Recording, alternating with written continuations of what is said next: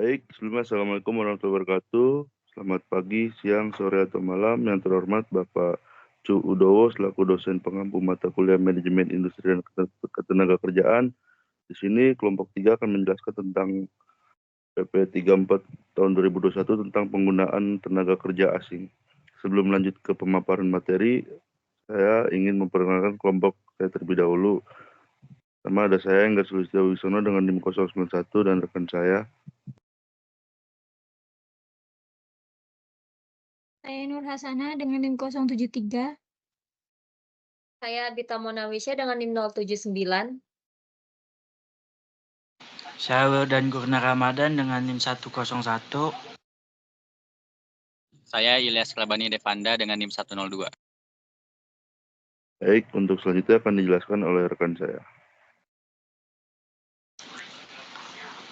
Selanjutnya bab 1 berisi tentang pasal 1. Yang pertama ada TKA adalah warga asing pemegang visa dengan maksud bekerja di Indonesia, dan kedua, pemberi kerja TKA adalah badan hukum yang didirikan berdasarkan hukum Indonesia atau badan lain dengan membayar upah atau imbalan. Yang ketiga, pendamping TKA adalah tenaga kerja Indonesia yang ditunjuk oleh pemberi kerja TKA sebagai pendamping TKA yang dipekerjakan.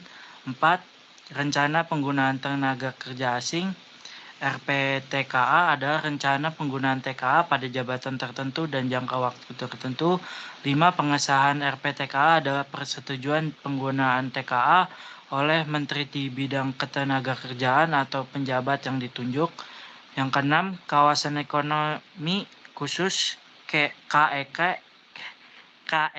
adalah kawasan dalam wilayah hukum NKRI yang ditetapkan untuk menyelenggarakan fungsi perekonomian dan memperoleh fasilitas tertentu.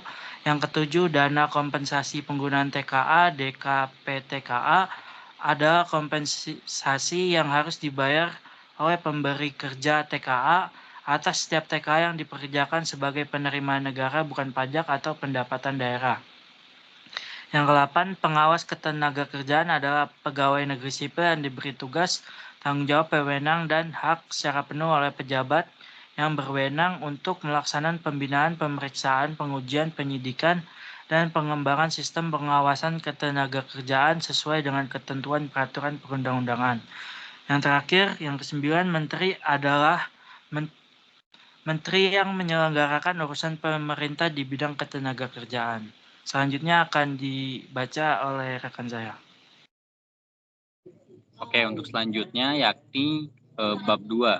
Bab 2 menjelaskan mengenai kewajiban dan larangan bagi pemberi kerja tenaga kerja asing. Nah, di sini bisa dilihat di pasal 2 dan pasal 3, yakni untuk pasal 2 ayat 1, pemberi kerja wajib mengutamakan TKI. Kemudian di pasal 2, jika hal jabatan pada ayat 1 belum mampu diduduki TKI, maka boleh diganti sama TKA. Kemudian di pasal 3, jika penggunaan TKA pada ayat 2 dilakukan dengan memperhatikan pasar kerja dalam negeri. Kemudian untuk di pasal 3, ayat 1, pemberi kerja TKA itu meliputi instansi pemerintah, kantor dagang asing, dan perusahaan swasta asing. Boleh di next.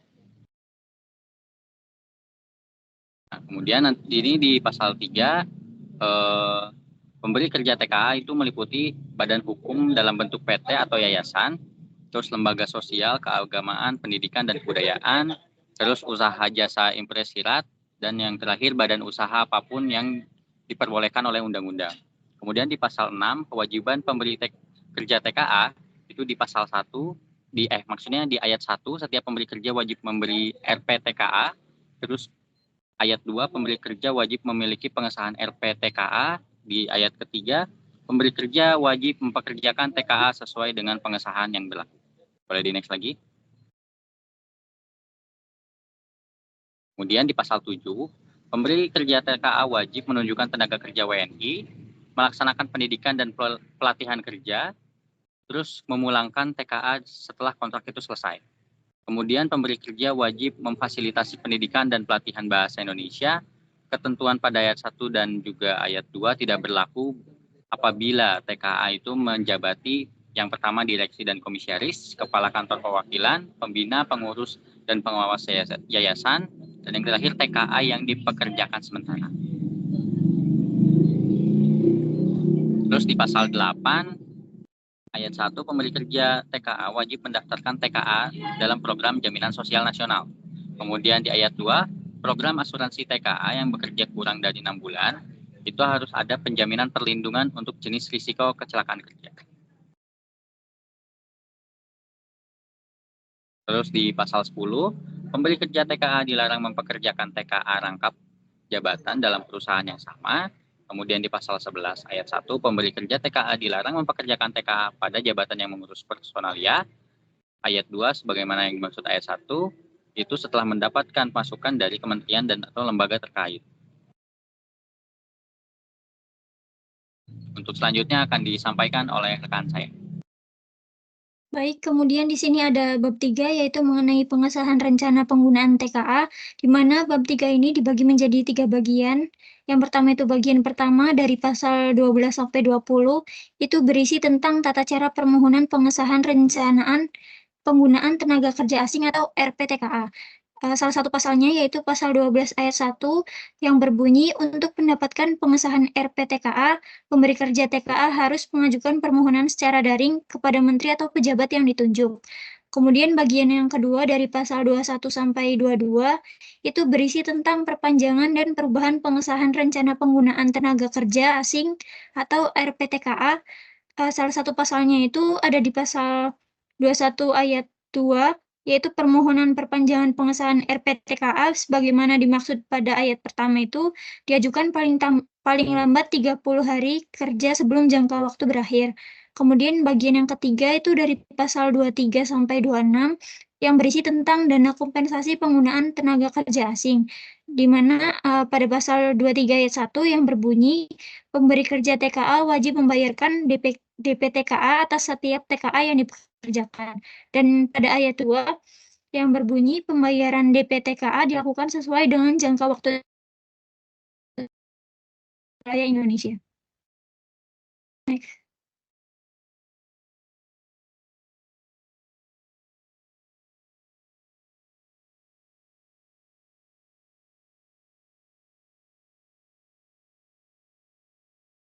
Jadi kurang lebih pada bab 3 dari pasal 12 sampai 26 ini untuk dirangkum yang pertama itu mengenai izin tinggal terbatas atau ITAS dan izin tinggal tetap atau ITAP, di mana bab ini itu menjelaskan tentang prosedur dan persyaratan untuk mendapatkan izin tinggal terbatas atau ITAS dan izin tinggal tetap atau ITAP bagi TKA, di mana ITAS itu diberikan untuk jangka waktu tertentu sesuai dengan keperluan kerja TKA.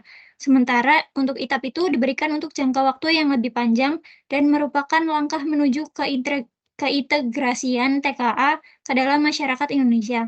Kemudian yang kedua itu mengenai prosedur permohonan izin tinggal. Nah, pada PP ini itu mengatur prosedur pengajuan permohonan. Kemudian yang ketiga itu mengenai kewajiban pengguna, di mana bab ini juga menegaskan kewajiban bagi pengguna tinggal, di mana bab ini memberikan penjelasan mengenai pembatasan terhadap izin tinggal bagi TKA, termasuk batasan waktu maksimal tinggal. Kemudian pada bab 4 yaitu mengenai izin tinggal tenaga kerja asing, di mana pasal 27 pada ayat 1 itu menjelaskan bahwa setiap TKA yang dipekerjakan oleh pemberi kerja TKA di Indonesia wajib memiliki izin tinggal. Dan pada ayat 2 yaitu jenis dan tata cara pemberian izin tinggal sesuai dengan ketentuan perundang-undangan di bidang keimigrasian. Untuk selanjutnya akan dijelaskan oleh rekan saya. Baik, untuk selanjutnya itu bab 5 yang mengatur mengenai pendidikan, pelatihan, kerja bagi tenaga kerja pendamping dan tenaga kerja asing. Nah, pada pasal 28 itu ada mengenai penunjukan TKI sebagai tenaga kerja pendamping TKA untuk dilaksanakan alih teknologi dan alih keahliannya. Dan ayat 2 itu alih teknologi dan alih keahlian itu dilaksanakan melalui pendidikan dan pelatihan kerja kepada tenaga kerja pendamping TKA. Lalu pada pasal 29 mengenai pendidikan dan pelatihan bagi tenaga kerja pendamping TKA itu dapat dilaksanakan di dalam atau luar negeri. Nah, yang ayat 2-nya mengenai pendamping TKA yang harus mengikuti pelatihan kerja itu mendapatkan sertifikat pendidikan. Dan yang ayat ketiga itu pelaksanaan pendidikan dan pelatihan kerja bagi pendamping TKA di dalam negeri itu dilaksanakan sesuai dengan ketentuan perundang-undangan. Lalu pada pasal 30 mengenai pendidikan dan pelatihan bahasa Indonesia kepada TKA itu dapat dilaksanakan oleh pemberi kerja TKA atau bekerja sama dengan lembaga pendidikan atau lembaga pelatihan bahasa Indonesia. Pada pasal 31 itu ketentuan lebih lanjut mengenai pasal 28 sampai 30 diatur dengan peraturan menteri. Nah, lalu ada pada bab 6 itu mengenai pelaporan, pembinaan, dan pengawasan. Nah, pada pasal 32 itu pemberi kerja TKA itu wajib dalam 1 tahun kepada menteri atau pejabat untuk pelaksanaan penggunaan TKA, pendidikan dan pelatihan kerja untuk pendamping TKA, dan ahli teknologi dan ahli keahlian dari TKA kepada tenaga kerja pendamping TKA-nya. Ayat 2-nya mengenai pemberi kerja TKA untuk pekerjaan yang bersifat sementara wajib melaporkan pelaksanaan penggunaan TKA. Dan ayat 3 itu pemberi kerja TKA wajib melaporkan kepada menteri atau pejabat yang ditunjuk untuk perjanjian kerja TKA. Lalu pada pasal 34 itu mengenai pembinaan penggunaan TKA itu dilakukan oleh kementerian yang menyelenggarakan urusan pemerintah di bidang ketenagakerjaan. Pasal 35 itu ayat 1 mengenai pengawasan TKA itu dilaksanakan oleh yang pertama itu pengawas ketenagakerjaan pada kementerian di bidang ketenagakerjaan atau pemerintah di bidang ketenagakerjaan provinsi, lalu pejabat imigrasi yang bertugas di bidang pengawasan dan penindak keimigrasian. Dan ayat 2 itu yaitu pengawas ketenagakerjaan melakukan pengawasan sesuai dengan peraturan undang-undang di bidang ketenagakerjaan. Bab tentang sanksi administratif pada pasal 36, pemberi kerja TKA yang melanggar pasal 6 ayat 1, 2, 3, pasal 7 ayat 2, pasal 8 ayat 1, pasal 10 ayat 10, pasal 11 ayat 1, pasal 19 ayat 6, pasal 23 ayat 1, dan pasal 32 ayat 1, 2, 3 akan dikenakan sanksi berupa denda, penghentian sementara proses pengesahan RPTKA, terus pencabutan pengesahan RPTKA. Nah, kemudian itu sanksi diberikan oleh menteri atau pejabat yang ditunjuk. Kemudian menteri atau pejabat yang ditunjuk ini mengenakan sanksi berdasarkan surat pemberitahuan sanksi administratif dari pengawas ketenagakerjaan. Next.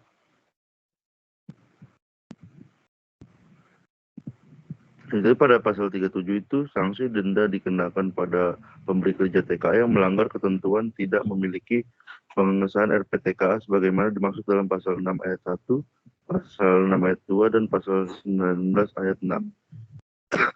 Besaran sanksi denda sebagaimana dimaksud pada ayat 1 dikenakan per bulan perjabatan, di mana itu 1 bulan dikenai sanksi sebesar 6 juta, 2 bulan itu 12 juta, 3 bulan 18 juta, 4 bulan 24 juta, 5 bulan 30 juta, dan 6 bulan itu 36 juta.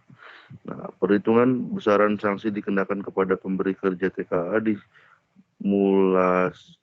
dimulai sejak TKA memasuki wilayah Indonesia sampai dengan 6 bulan. Nah, sanksi dibayar ke kas negara. Kemudian pembayaran sanksi dilakukan oleh pemberi kerja TKA paling lama 2 minggu sejak diterima mengenai pengenaan sanksi. Next.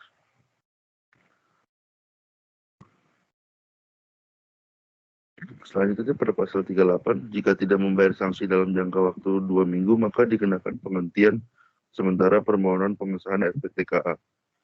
Kemudian pemberi kerja tetap berkewajiban membayar denda dan denda keterlambatan 2% per bulan dan jumlah sanksi denda yang harus dibayar. Dari jumlah sanksi denda yang harus dibayar, denda keterlambatan dikenakan paling lama 6 bulan. Kemudian apabila dalam jangka 6 bulan pemberi kerja TKA tidak membayar sanksi denda dan denda keterlambatan, menteri atau pejabat yang ditunjuk menyerahkan penagih kepada instansi yang untuk proses lebih lanjut.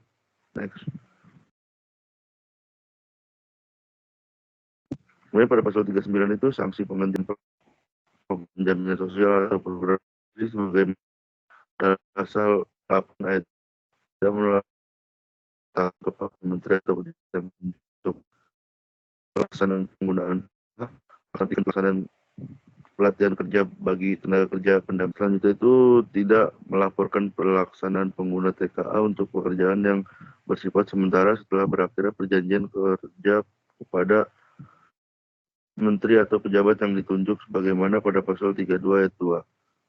Itu tidak melaporkan kepada menteri atau pejabat yang ditunjuk untuk perjanjian kerja TKA yang telah berakhir atau diakhiri sebelum jangka waktu perjanjian kerja berakhir sebagaimana yang dimaksud pada pasal 32 ayat 3. Selanjutnya itu ada sanksi penghentian sementara proses permohonan RPTKA diberikan dalam jangka waktu paling lama 3 bulan.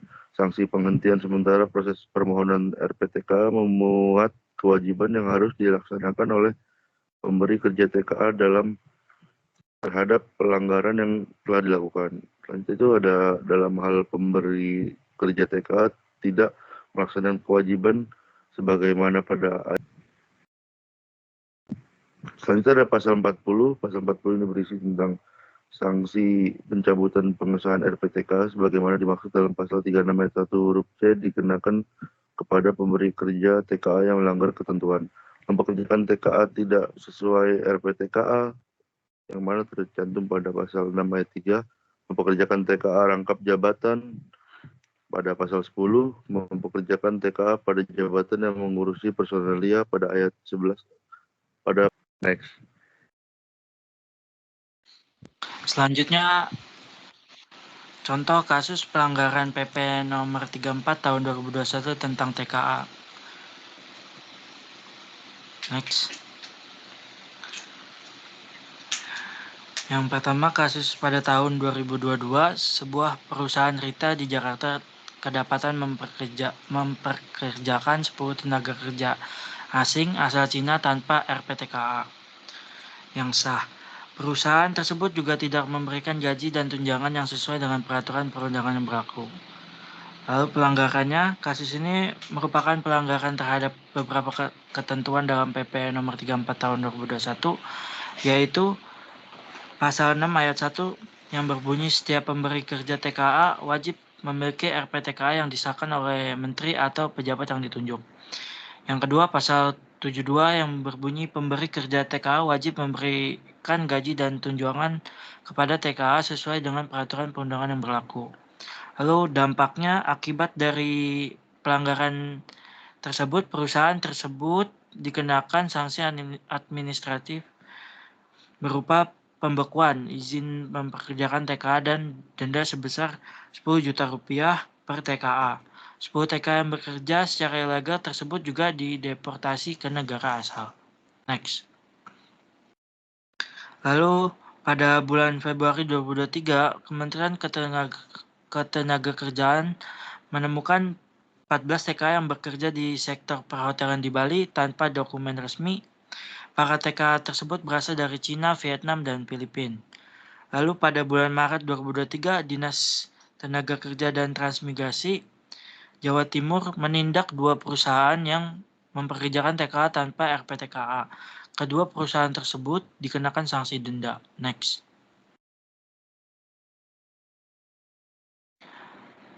Lalu analisis kasus-kasus pelanggaran PP nomor 34 tahun 2021 tentang TKA menunjukkan bahwa masih banyak perusahaan yang belum mematuhi peraturan tersebut. Hal ini perlu mendapat perhatian serius dari pemerintah dan perlu dilakukan pengawasan yang lebih ketat terhadap perusahaan yang mempekerjakan TKA. Saran yang bisa diberikan, yang pertama, pemerintah perlu melakukan sosialisasi yang lebih gencar kepada perusahaan-perusahaan tentang ketentuan dalam PP tentang TKA. Lalu Kemenaker dan Disnakertrans perlu meningkatkan pengawasan terhadap perusahaan yang mempekerjakan TKA. Lalu yang ketiga, perlu diberikan sanksi yang lebih tegas kepada perusahaan yang melanggar PP nomor 34 tahun 2021 tentang TKA. Next. Kesimpulannya, PP nomor 34 tahun 2021 tentang TKA merupakan peraturan penting untuk melindungi hak-hak TKA dan memastikan bahwa mereka diperlakukan dengan adil dan sesuai dengan peraturan perundang-undangan yang berlaku. Penting bagi semua pihak untuk mematuhi peraturan ini agar tercipta hubungan kerja yang harmonis antara TKA dan TKI. Next. Sekian presentasi dari kelompok 3. Saya kembalikan ke moderator. Baik, sekian presentasi dari kelompok kami. Kurang lebih mohon maaf. Assalamualaikum warahmatullahi wabarakatuh.